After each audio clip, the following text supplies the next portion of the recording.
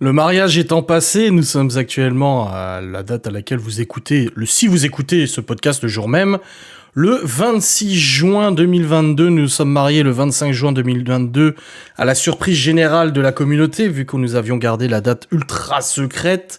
D'ailleurs, je suis encore tout excité parce que je tourne cette vidéo le 10 juin, donc 16 jours avant. Et je viens de tourner la vidéo d'annonce du mariage qui sera publiée que le 25. Donc ça me fait tout bizarre. J'ai l'impression, même si vous l'avez pas encore vu cette vidéo, d'être soulagé d'un poids. Et du coup, je vais profiter maintenant pour délier un peu ma langue et vous parler un petit peu de toute cette préparation de mariage que j'ai pas forcément pu parler en vlog et tout ça parce que c'était très important d'essayer de garder cette date confidentielle et tout. Et je vais pouvoir, voilà, me lâcher un petit peu sur cette organisation du mariage. Donc vous allez avoir dans les jours qui suivent, semaines qui suivent, pas mal de vidéos à ce sujet où je vais vous parler du budget, de l'organisation, comment on s'est organisé et tout. Et là, le podcast de ce jour, c'est les galères qu'on a eues. Alors, nous sommes le 10 juin. J'ai hésité à tourner ce podcast, mais je me suis dit, ça se trouve, d'ici le 25, encore 15 jours, il va y avoir d'autres galères.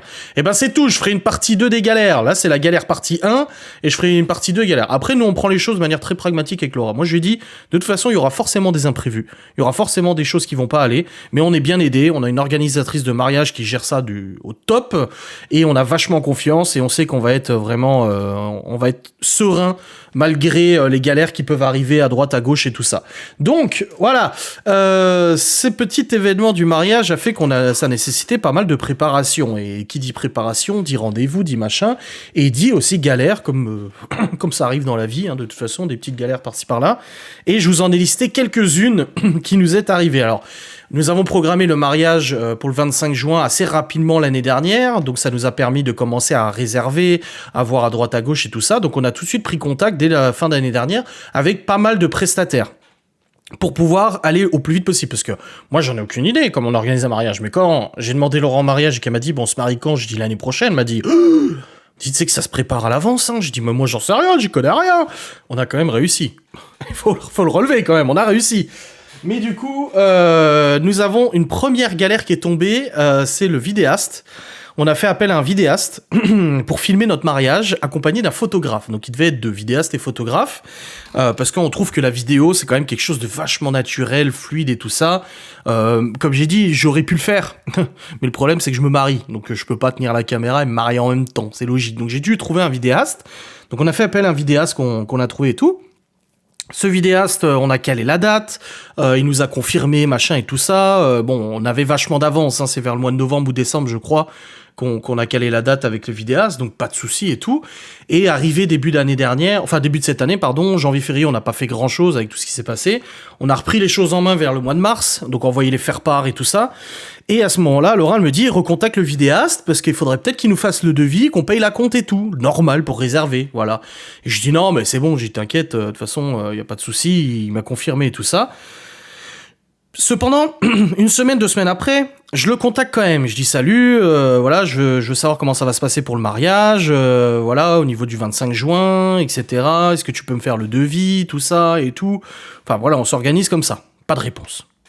Je réécris le lendemain, hello, tu m'as pas répondu, est-ce que tu peux me reparler, me redire justement pour le mariage, le devis, machin, etc. Parce que ça commence à approcher pas mal, et on doit s'organiser tout pour savoir comment ça va être filmé, voilà, le projet quoi. Pas de réponse, putain. Je réécris une 3e fois, hello, machin, pas de nouvelles et tout ça. Bref, c'est mes parents qui s'occupaient normalement du vidéaste et tout ça. Enfin, qui s'occupaient. Moi, j'avais contacté vidéaste et après, c'est mes parents qui voulaient s'occuper de ça parce que ça nous déchargeait un petit peu. Du coup, mon père, j'en parle à mes parents et mon père me dit, bah attends, je vais le contacter moi. Donc mon père le contacte et là, vlati pas que le vidéaste répond en lui disant, ah merde, désolé, j'avais pas vu les messages. Donc il avait pas vu mes messages. Bon bah ça arrive, même si je le voyais en ligne, du coup sur Messenger et tout. Bon bah il a pas vu mes messages. Malheureusement, je suis pas disponible parce qu'en fait j'ai un tournage qui est prévu et tout à cette date-là qui s'est mis entre deux. Du coup, je suis obligé d'annuler, mais pas de souci, je vous envoie une liste de vidéastes qui pourront s'occuper de vous et tout ça. Bon, aujourd'hui, le 10 juin, on attend toujours la liste des vidéastes. Quand j'ai dit ça à Laura, j'ai dit écoute, ils nous plantent. Waouh, elle m'a dit mais on va faire comment? Vidéaste et photographe. Genre c'était au mois d'avril, je crois. Fin avril. Ouais, quelque chose comme ça. Donc à genre 2 mois du mariage. Du coup, je commence à regarder sur internet, je tape vidéaste et tout, machin, mariage et tout, j'en trouve un, j'en trouve deux, je vois les avis. Je sais qu'il y a une copine de Laura qui avait fait appel à un vidéaste pour son mariage, ça s'est extrêmement mal passé. Du coup, elle nous l'a pas recommandé, tout ça, je regarde à droite à gauche, je tombe sur un vidéaste qui a des bons avis, machin et tout, je les contacte et le mec il me dit, vous avez de la chance parce que j'ai de la place uniquement le 25 juin. Le week-end d'avant et le week-end d'après, je suis pris. On est pris parce que c'est une équipe carrément, ils viennent à 2 vidéastes. Donc on a pris l'option carrément 2 vidéastes pour qu'on ait vraiment beaucoup de contenu et tout ça. Oh putain, donc vidéaste c'est réglé, sauf que eux ils travaillent pas avec un photographe. Enfin, ils travaillent avec un photographe, mais le photographe est pas dispo à cette date-là. Je dis à Laura, bah écoute, c'est pas grave, on prend pas de photographe, on fera les photos nous. Enfin voilà, si on se prend en photo, on a des bons appareils, des bons téléphones et tout, et puis voilà.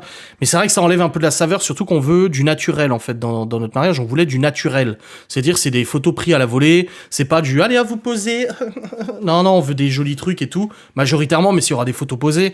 Du coup, on a cherché dans notre entourage, à droite à gauche et tout, et heureusement, Laura a trouvé un photographe professionnel dans ses contacts, etc. Donc l'ami d'un ami qui est photographe. Et heureusement, la date a correspondu. Il avait de la place pour le 25, donc on est allé le voir, on a fait le chèque d'acompte, machin. Pareil pour le vidéaste, cette fois, je lui ai tout de suite dit, vous me faites le devis, vous me faites le truc pour que ça soit réservé, comme ça on m'en aura plus de surprise. J'ai dit, on s'est fait planter par notre vidéaste, mon Dieu, la galère, quoi. Donc ça, c'est la première galère qui s'est passée, c'est le vidéaste photographe. C'était déjà un sacré morceau. Ensuite, la robe de mariée. Alors, Laura a fait plusieurs magasins de robes de mariée. Donc elle voulait une robe de mariée, ce qui est tout à fait normal. Donc elle a fait un premier magasin, un deuxième magasin. Elle a fait un magasin où la meuf lui a dit, il faudra perdre quelques kilos. Bon, ça fait plaisir, tu sais. Mais bon, après, passons, on s'en fout. Et elle a trouvé un shop de robes de mariée et elle a trouvé une robe de mariée. Et la meuf, elle lui dit, bon bah voilà, si elle vous plaît, pas de souci, je vous la réserve et tout ça, faudra prendre rendez-vous pour la couture, pour la couturière. C'est genre, il y a toujours des retouches à faire, et apparemment la couturière, elle vient, ensuite la couturière fait les retouches, et après t'as ta robe qui est dispo. Et Laura, elle dit, ok, pas de souci, et là la meuf, elle lui dit, bah la robe, elle coûte, je sais pas, un peu plus de 1000 balles, et elle lui dit, bon bah, mais faut me régler. Et Laura lui dit, attendez, je vais pas vous régler la robe en totalité, là. Elle dit, ah si, vous me la réglez maintenant et tout, parce que moi, vous imaginez, si je fais les retouches, machin et tout, vous la voulez plus et tout. Elle a dit, oui, mais là, on n'a même pas fait les retouches, en fait.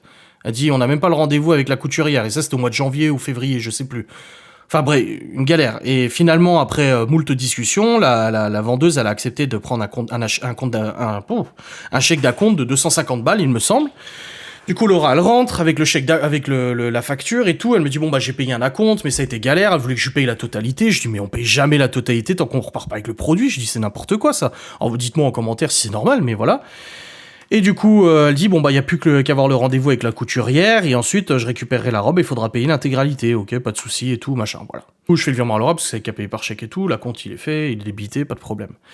Et un jour, en fait, la nana appelle Laura en lui disant, bon bah ce jour-là à 14h il faut être à mon magasin parce qu'il y a la couturière qui arrive. Et Laura elle lui a dit, mais c'est pas possible, je vous ai expliqué que je travaillais tous les jours, que j'étais disponible que le samedi ou alors le soir après 17h30. Elle dit, je ne peux pas venir, je peux pas me libérer comme ça de mon travail, je viens de commencer un emploi, je ne peux pas. Ah ouais non mais moi je m'en fous, si vous n'êtes pas disponible à cette date-là, de toute façon on pourra pas faire autrement. Elle commence à s'énerver au téléphone contre Laura en disant, voilà, vous êtes pas sérieuse, déjà que j'ai accepté que vous ne payiez pas l'intégralité, maintenant vous faites un cinéma pour la couturière et tout ça, machin. Laura lui a dit, écoutez, elle dit, vous savez quoi, elle dit, laissez tomber, et du coup, la nana, elle propose quand même à Laura, et du coup, la nana, elle dit à Laura, bon, bah, je vais essayer de trouver une autre solution et tout ça. Sauf qu'entre-temps, Laura en a discuté avec moi, avec sa famille et tout ça, et on s'est dit, waouh, c'est déjà vachement mal parti de base. Les avis sur Internet commençaient à tomber, ils étaient pas vraiment positifs, alors qu'au moment où elle a eu rendez-vous, ça allait, mais en fait, apparemment, les avis sont tombés après. Pas sérieux, viens pas au rendez-vous, machin, etc. Donc, c'est un peu galère. Et du coup, moi, j'ai dit à Laura, et puis sa famille aussi, elle a dit, non, mais c'est bon, laisse tomber. Annule. Donc on a perdu 250 balles d'acompte ou 200, je sais plus, mais annule, ça sert à rien de continuer. Donc elle a dû retrouver un autre shop, donc une autre boutique de robes de mariée en urgence. Heureusement, elle en a trouvé un, du coup, qui était très bien, elle y est allée, elle a trouvé sa robe, et là, il n'y a pas eu tu payes l'intégralité ou je sais pas quoi. ou je sais pas quoi, et ça s'est très bien passé. Donc ouf, parce que putain, pareil, hein, sa robe de mariée, c'est au mois d'avril, je crois, ou au mois de mars, comme le vidéaste, que tout s'est annulé, il a fallu en rechercher une autre en urgence, quoi. Oh la galère. Ensuite la salle, ça a été compliqué aussi, parce que Laura, elle connaît pas mal de salles et tout ça, donc elle en appelle une, il y a plus de disponibilité, on appelle deux, il y a plus de disponibilité, on appelle trois, il y a plus de disponibilité, on en trouve une, super bien et tout, hors de prix pour le truc, putain merde, ça tombe à l'eau. On en trouve une autre, on la visite et tout ça, l'organisatrice de mariage, elle vient avec nous et elle nous dit putain, pour faire rentrer la liste des invités, ça va être compliqué parce qu'en fait, la salle de réception était toute petite alors que le bâtiment était gigantesque. En fait, tout était grand, sauf la salle de réception. Donc c'était un petit peu galère, surtout qu'on a fait appel à un groupe de musique. Ça aussi, vous le saviez pas, mais on a fait appel à un groupe de musique, un groupe de rock. Donc ils ont besoin d'une scène, c'est pas juste un DJ. Donc c'était aussi compliqué, donc ça tombe à l'eau.